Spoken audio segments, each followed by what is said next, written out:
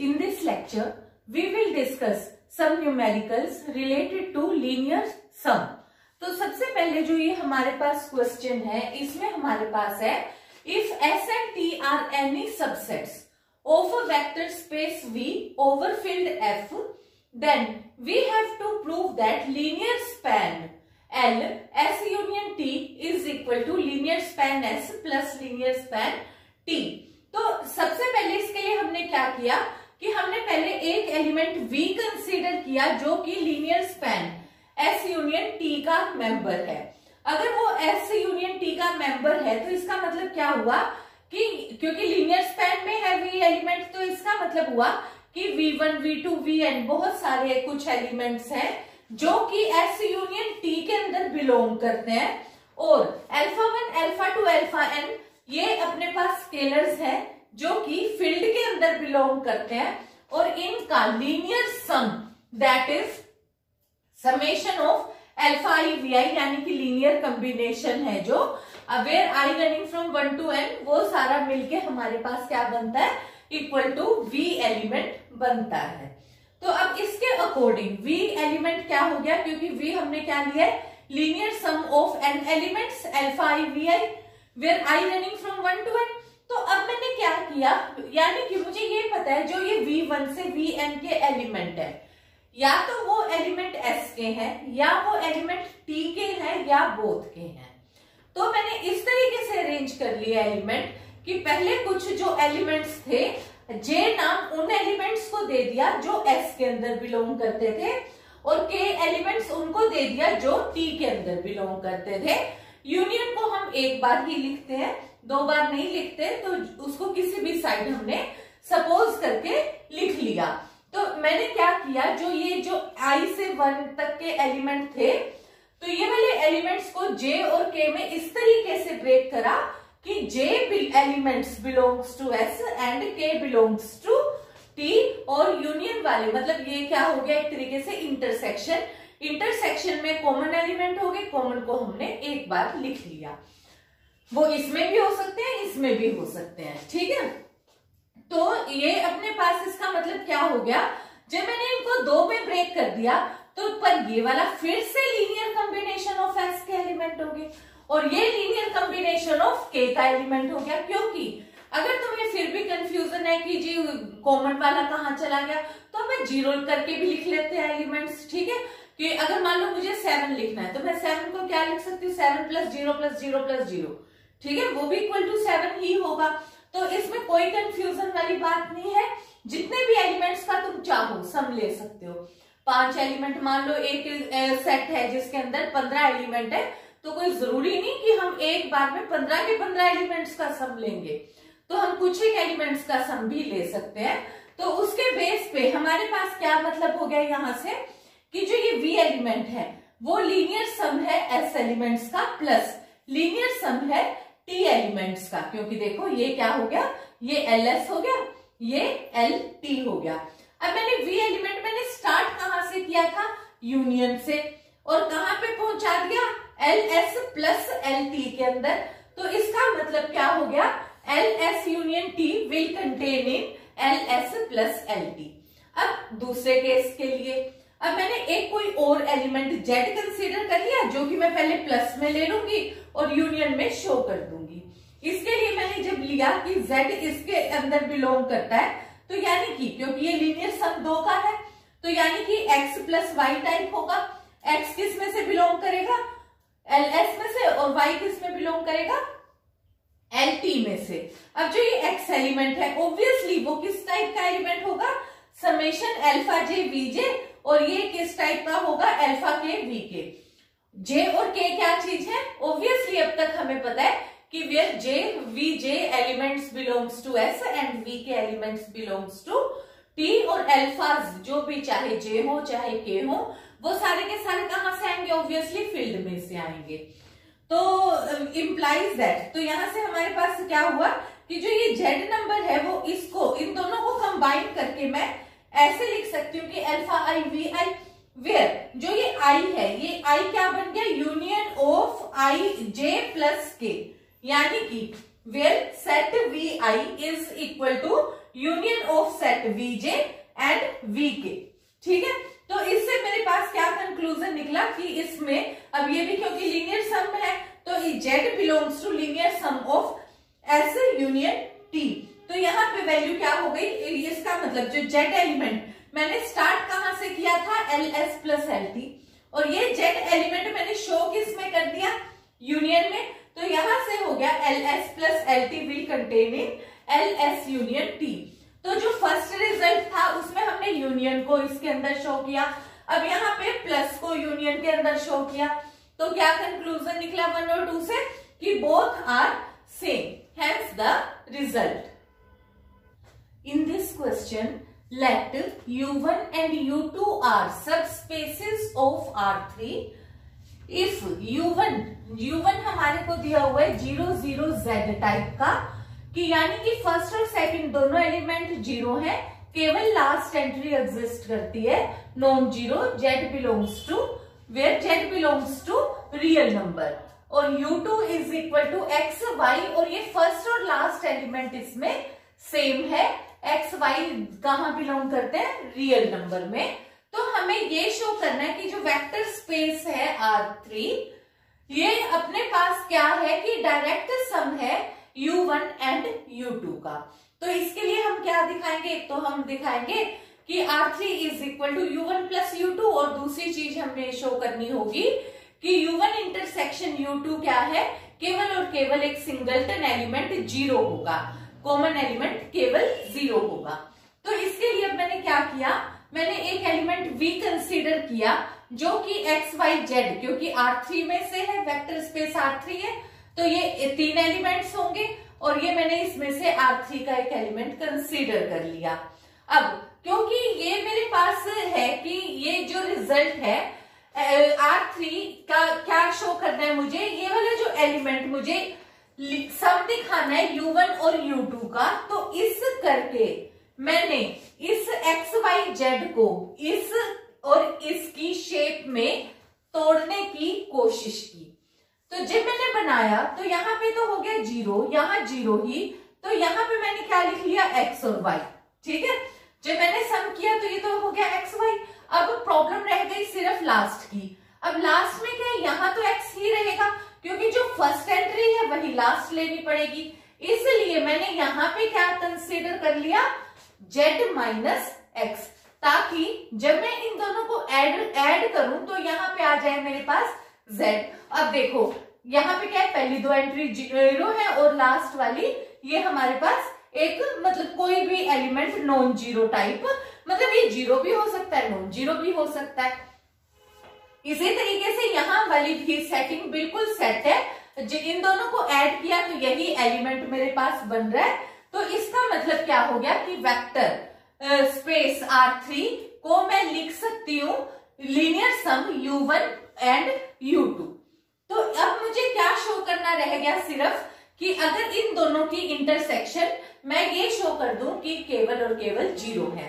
तो मैंने मान लिया कि V एक एलिमेंट है एक्स वाई जेड जो कि इंटरसेक्शन में बिलोंग करता है। अगर इंटरसेक्शन में बिलोंग करता है तो यानी कि ये element x y Z U1 में भी बिलोंग करता है और U2 में भी बिलोंग करता है। क्योंकि ये U1 में बिलोंग करता है तो U1 में तो केवल और केवल तभी हो सकता है जबकि ये पहले दो वाले एलिमेंट्स जीरो हो, तो यानी कि x भी जीरो होना चाहिए, y भी जीरो होना चाहिए। और थर्ड के अकॉर्डिंग मेरे पास क्योंकि U2 के ऊपर कंडीशन क्या है कि z is equal to x होना चाहिए, मतलब ये दोनों कंडीशंस जरूरी है कि भी सेटिस्फाई हो, और ये z is equal to x है तो x के ऊपर कंडीशन क्या है कि x तो ये केवल तभी हो सकता है कि जब ये जीरो हो। तो यहां से वैल्यू क्या हो गई कि z is equal to zero की वैल्यू आ गई, यानी कि एक्स वाई जेड जो एलिमेंट था एक्स और वाई तो जीरो हो ही गए, और क्योंकि z इक्वल टू एक्स है और x क्योंकि जीरो है तो वो भी जीरो हो गया। तो ये क्या एलिमेंट हो गया, v is equal to zero zero zero, यानी कि इनकी यूनियन में केवल और केवल एक सिंगलटन एलिमेंट जीरो ही एग्जिस्ट करता है। और ये दो कंडीशंस हमारे पास, एक प्लस वाली लीनियर सम वाली आ गई और एक इंटरसेक्शन में जीरो वाली, तो क्या रिजल्ट बन गया, ये हमारे पास डायरेक्ट सम बन गया। अब एक क्वेश्चन और है हमारे पास, इसमें हमारे को क्या कहा है कि इन वेक्टर स्पेस R3 अगर x एक एलिमेंट है, y एक एलिमेंट है, z एक एलिमेंट है, 3 एलिमेंट दिए हुए हैं, तो अब मुझे प्रूव करना है कि सब स्पेस स्पैन्ड बाय।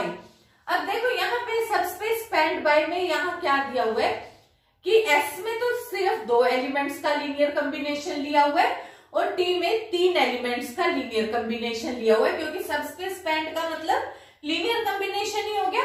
तो ये अपने पास मतलब हमें ये दिखाना है कि S में 2 एलिमेंट और T में 3 एलिमेंट और ये लीनियर स्पैन सेम है, ये चीज मुझे शो करनी है। इसके लिए अब मैं कैसे काम करूंगी, तो मुझे पता है कि वी नो दैट LT का मतलब क्या हो गया, linear span of T is a set of vector which is linear combination of the vectors of T। अब T के अंदर कितने वेक्टर्स दिए हुए हैं, x y z 3 वेक्टर्स।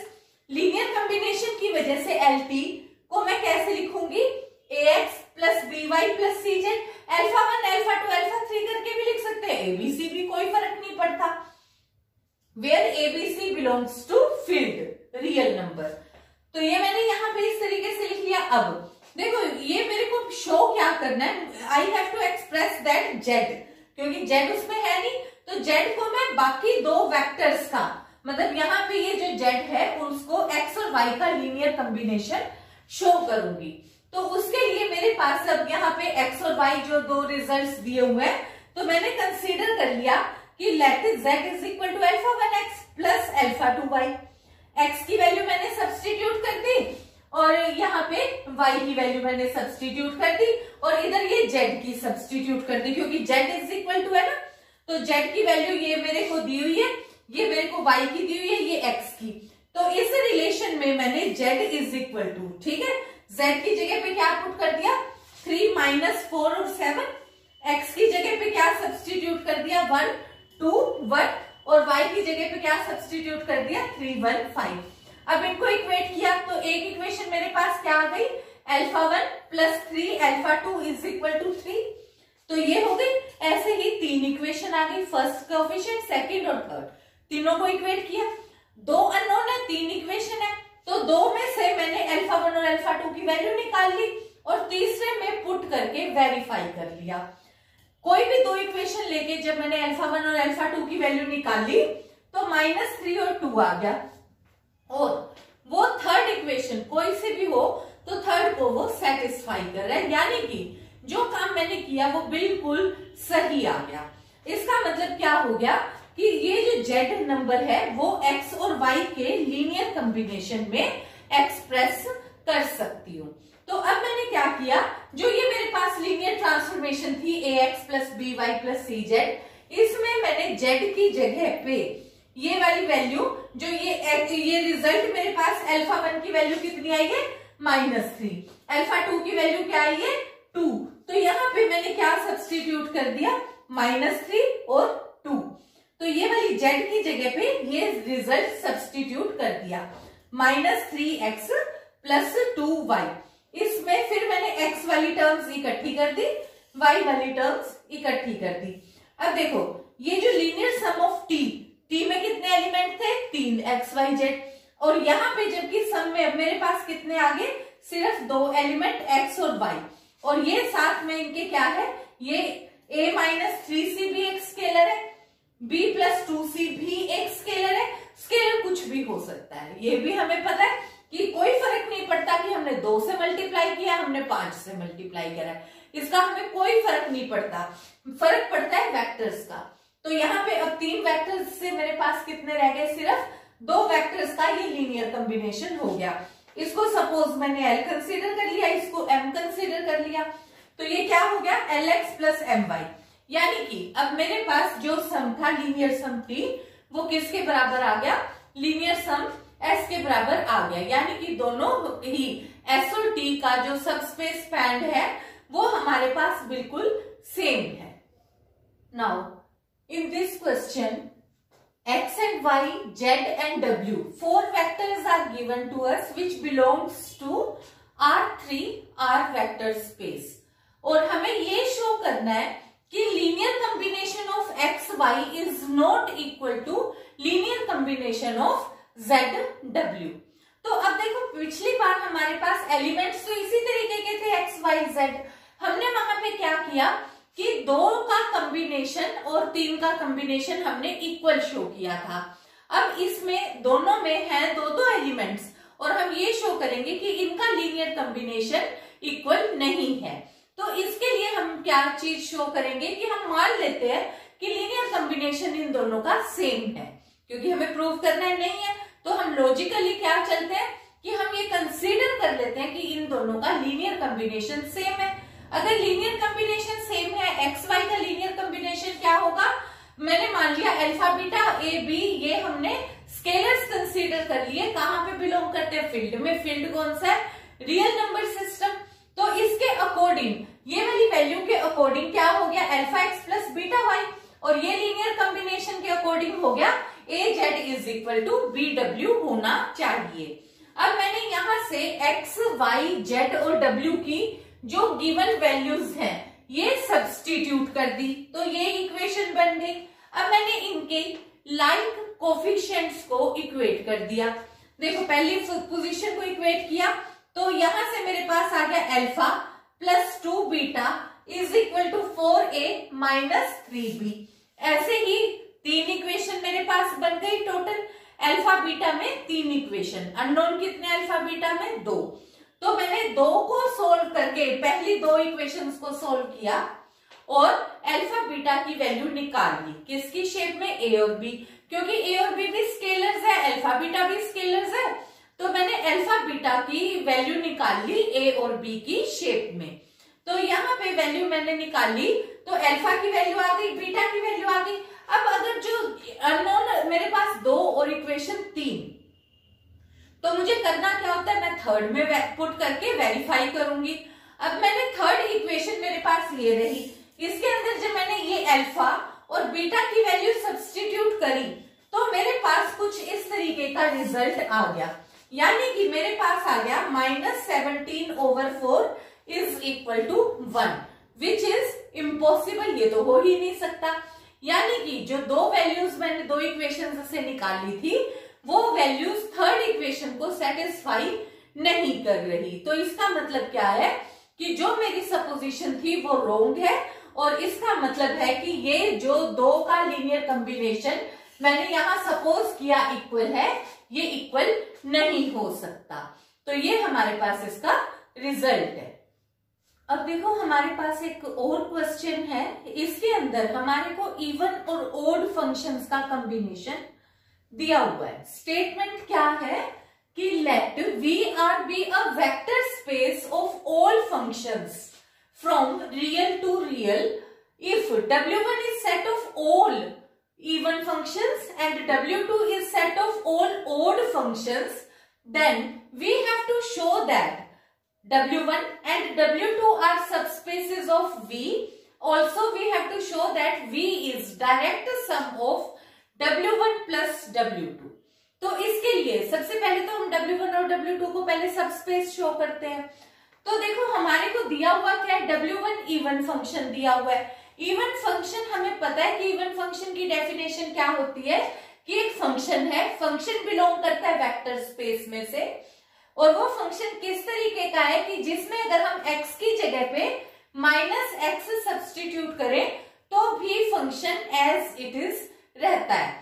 तो इस तरीके के जैसे फॉर एग्जाम्पल fx अगर x की पावर 4 प्लस एक्स स्क्वायर है और साथ तुम कांस्टेंट टर्म भी ले सकते हो, तो जब तुम उसमें x की जगह पे -x रिप्लेस करते हो तो वो एज इट इज ही रहती है, यानी कि इस तरीके की सारी टर्म्स W1 के अंदर आती हैं। तो यानी कि जो W1 है ये नॉन एम्प्टी है। तो इसका मतलब फिर अब हमारे पास क्या हो गया कि हमने अल्फा बीटा 2 फील्ड में से स्केलर्स कंसीडर कर लिए और f और g वेक्टर के जो सेट है इवन फंक्शंस का, उस सेट के 2 एलिमेंट्स कंसीडर कर लिए f और g।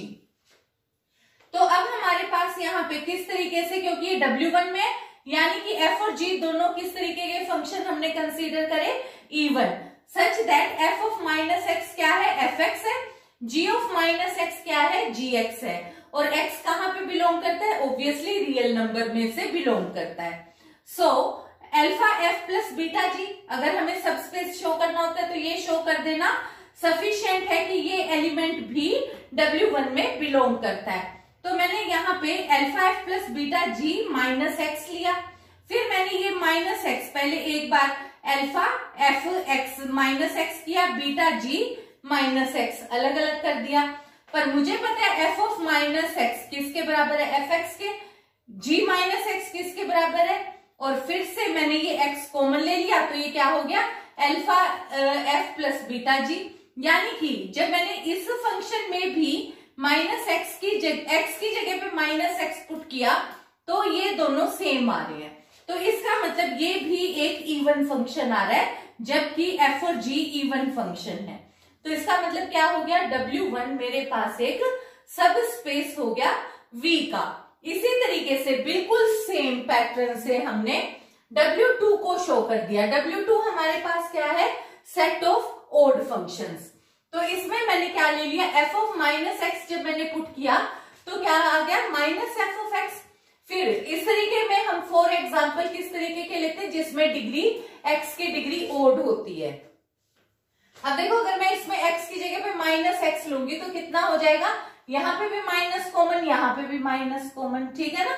तो इस तरीके की वैल्यूज जो है हमारे पास ओड फंक्शंस में आ जाएंगी। तो W2 हमने कहा कि नॉन एम्प्टी सेट है, क्योंकि इस तरीके की जो भी आइटम्स होंगी ओड डिग्री वाली वो हम ओड फंक्शंस में कंसीडर कर लेंगे।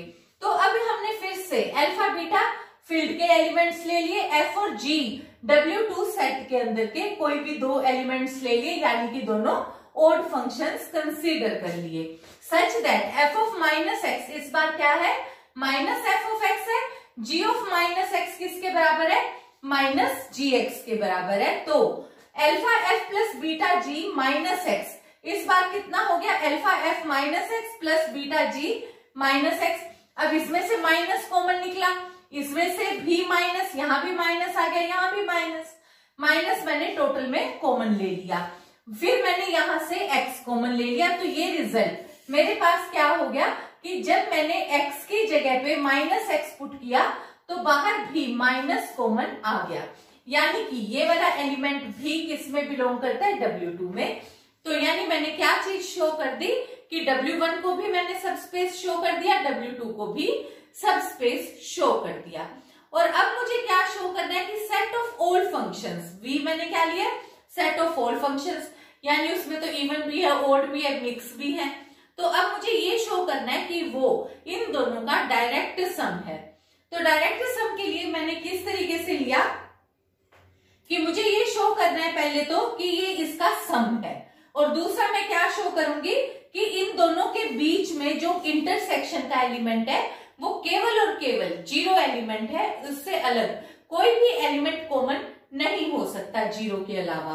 तो सबसे पहले तो मैंने यहाँ पे एक फंक्शन लिया f जो कि वेक्टर स्पेस के अंदर बिलोंग करता है सेट ऑफ फंक्शंस में। तो उस fx फंक्शन को मैं कैसे लिख सकती हूँ, देखो मैंने इस fx को 2 से मल्टीप्लाई और 2 से डिवाइड कर लिया, फिर मैंने 2 से मल्टीप्लाई करा और इसको ये fx को 2fx को fx प्लस fx लिख लिया।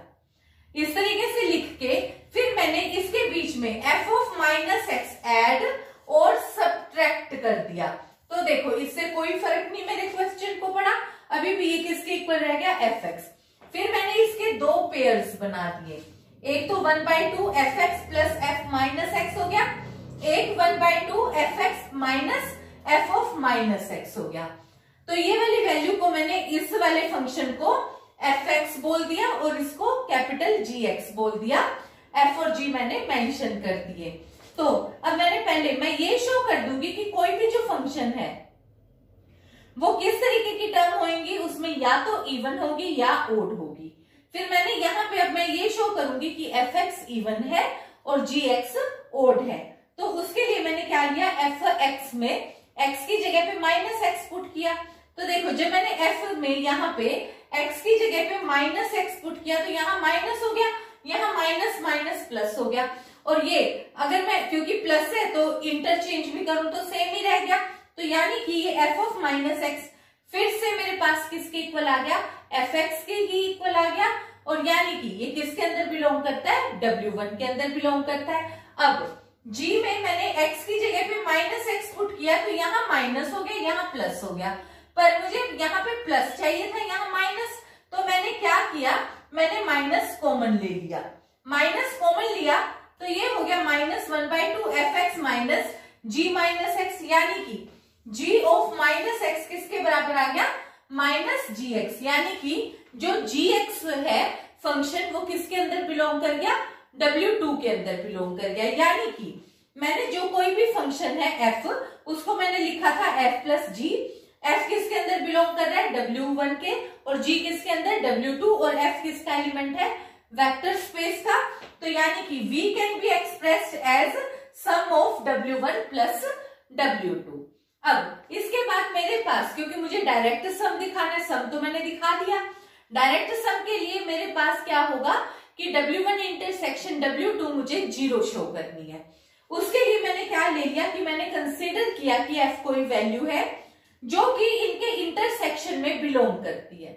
अगर f इंटरसेक्शन में बिलोंग करती है तो इसका मतलब क्या हो गया कि f W1 में भी है और f W2 में भी है।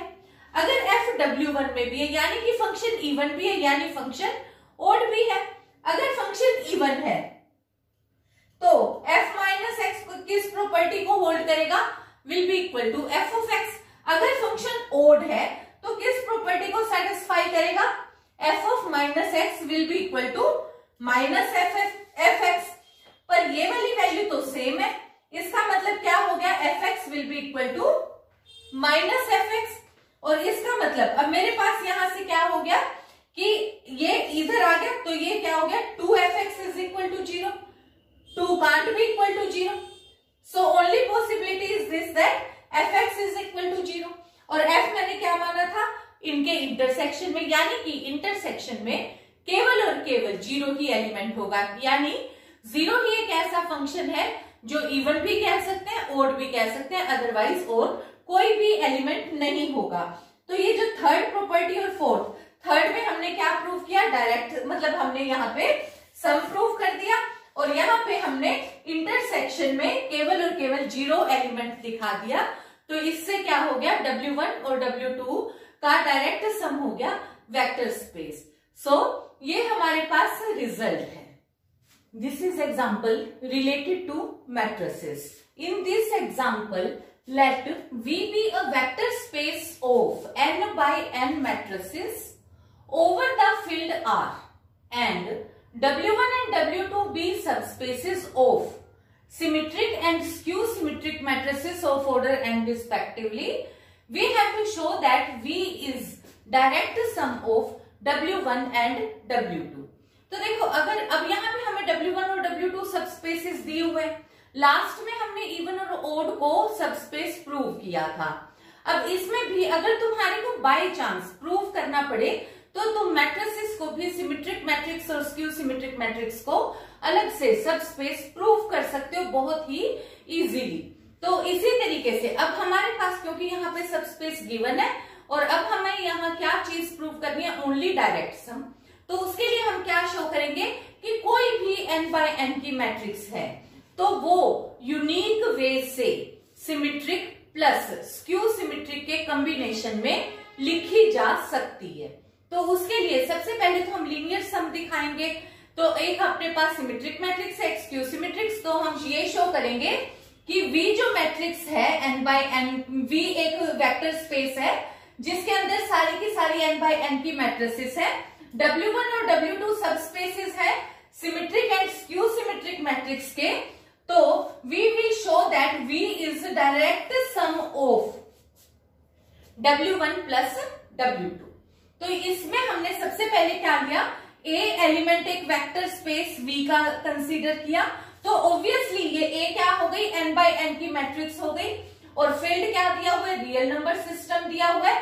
तो हम A मैट्रिक्स को इस तरीके से लिख सकते हैं कि 2 से मल्टीप्लाई किया, 2 से डिवाइड किया, 2A को लिख लिया A प्लस A, फिर हमने A ट्रांसपोज ऐड और सब्ट्रैक्ट कर दिया, फिर हमने इसके 2 फैक्टर्स बना लिए, 1/2 A plus A transpose plus 1/2 A minus A transpose. इसको हमने P नाम दे दिया, इसको हमने Q नाम दे दिया। तो यानी कि हमने A मैट्रिक्स को लिख दिया P प्लस Q मैट्रिक्स में।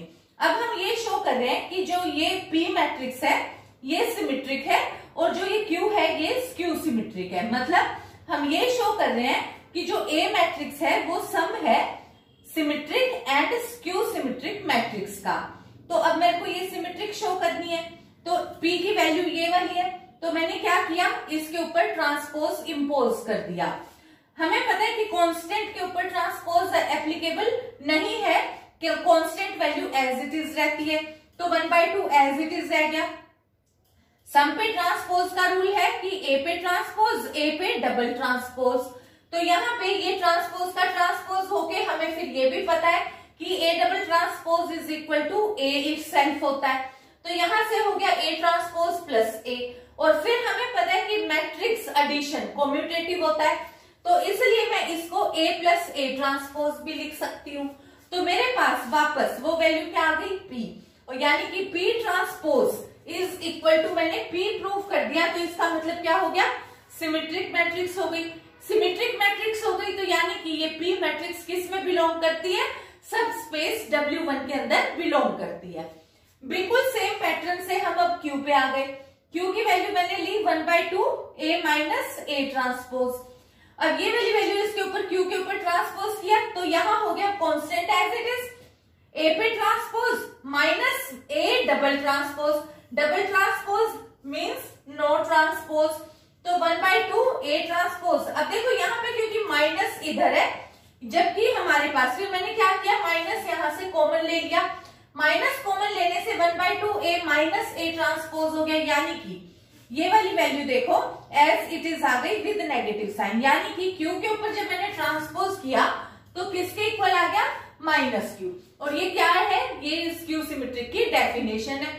तो यानी कि जो Q मैट्रिक्स है वो किसके अंदर बिलोंग कर गई, W2 सबस्पेस के अंदर बिलोंग कर गई। यानी जो मैंने मैट्रिक्स A लिखी थी वो P प्लस Q मैट्रिक्स की शेप में बनी, और वो क्या हुआ, sum of symmetric and skew symmetric का कॉम्बिनेशन आ गया। A किस में बिलोंग करता था, V, ये क्या है W1, ये क्या है W2। यानी कि मैं V मैट्रिक्स को, V सबस्पेस के अंदर जो भी मैट्रिक्स है उसको रिप्रेजेंट कर सकती हूँ sum of symmetric and skew symmetric matrices. इसके बाद फिर अब मुझे ये शो करना है कि ये डायरेक्ट सम है। डायरेक्ट सम के लिए मुझे ये शो करना पड़ेगा कि जो ये एक्सप्रेशन है ये यूनिक है, यानी कि A equal to P plus Q ही एक तरीका हो सकता है इस A मैट्रिक्स को एक्सप्रेस करने का, इससे अलग कोई और कॉम्बिनेशन ऐसा नहीं हो सकता जबकि एक मैट्रिक्स सिमेट्रिक हो, दूसरी स्क्यू सिमेट्रिक हो। तो इसको प्रूव करने के लिए मैं क्या कंसीडर कर लेती हूँ, मैं मान लेती हूँ कि ऐसा नहीं है, ऐसा नहीं है, यानी कि ये एक्सप्रेशन यूनिक नहीं है और इसका कोई और एक्सप्रेशन भी हो सकता है। तो मैंने A मैट्रिक्स को L प्लस M कंसीडर कर लिया, और क्या कंसीडर किया, L को मैंने सिमेट्रिक माना है और M को मैंने स्क्यू सिमेट्रिक, क्योंकि किसका कॉम्बिनेशन है, सिमेट्रिक प्लस Q का कॉम्बिनेशन है। तो मैंने L प्लस M कह दिया कि हो सकता है कोई और भी कॉम्बिनेशन हो जिसमें पहली मैट्रिक्स से एक मैट्रिक्स सिमेट्रिक हो, दूसरी कोई स्क्यू सिमेट्रिक हो। तो इसमें क्या हुआ, L क्योंकि सिमेट्रिक में बिलोंग करता है यानी कि W1 में, तो यानी कि L ट्रांसपोज किसके इक्वल होगा, L के, और M ट्रांसपोज किसके इक्वल होगा, M के, क्योंकि वो हमने स्क्यू सिमेट्रिक मैट्रिक्स कंसीडर किए। तो जब मैंने A के ऊपर ट्रांसपोज लिया तो यहां से वैल्यू मेरे पास क्या हो गई, A is equal to L plus M है ना, तो A ट्रांसपोज हो गया L प्लस M का ट्रांसपोज, यानी कि A transpose is equal to L transpose plus M transpose. अब L ट्रांसपोज किसके इक्वल है, L के, M ट्रांसपोज किसके इक्वल है, माइनस M के। तो एक बार मैंने इन दोनों को ऐड किया, इन दोनों को एक बार ऐड किया, एक बार सब्ट्रैक्ट किया, तो A plus A transpose is equal to 2L आ गया, A minus A transpose is equal to 2M आ गया। अब ये वाला 2 हम यहाँ डिवाइड कर देंगे तो L और M की वैल्यू हम फाइंड आउट कर लेंगे। तो L की वैल्यू मेरे पास क्या आ गई, 1/2 A प्लस A ट्रांसपोज पर, यही वैल्यू मेरे पास P की भी है।